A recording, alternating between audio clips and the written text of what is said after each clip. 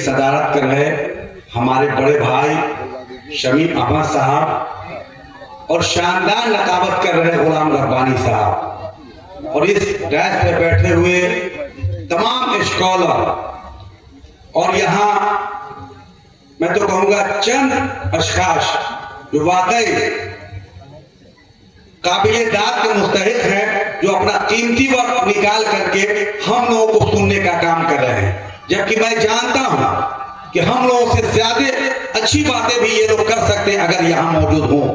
सब अपने अपने में जर्रा आफ्ताब है, लेकिन वाकई हर कोई शमीम अहमद पैदा हो इस बात की ललक इस दिल में पालना होगा।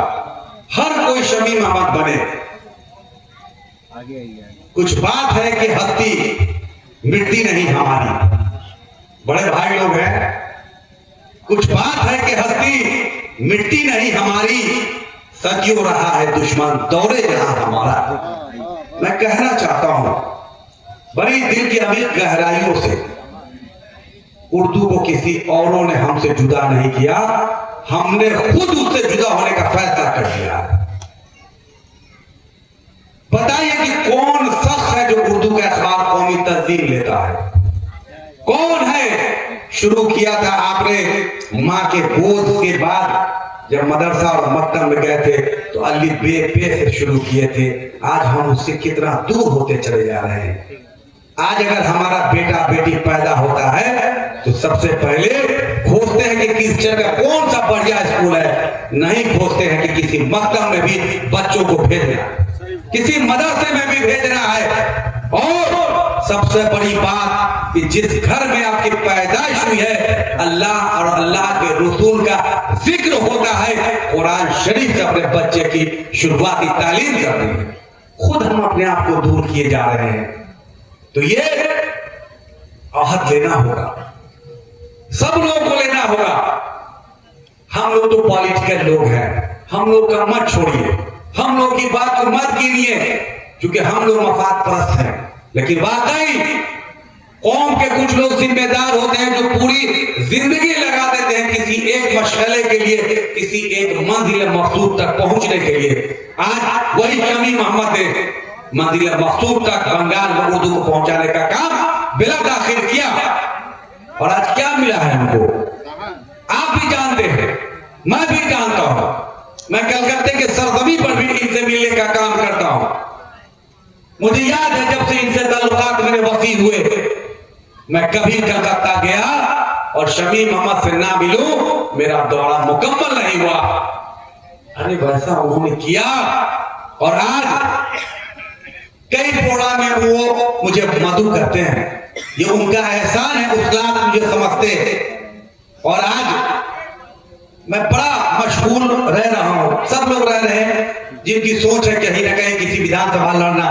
तो हमारा घर इत्तफाकन दामोदरपुर से है। मेरा मुंसलिक शमीम भाई कह रहे थे, ये राज इन्होंने ही कलकत्ते में खोला था।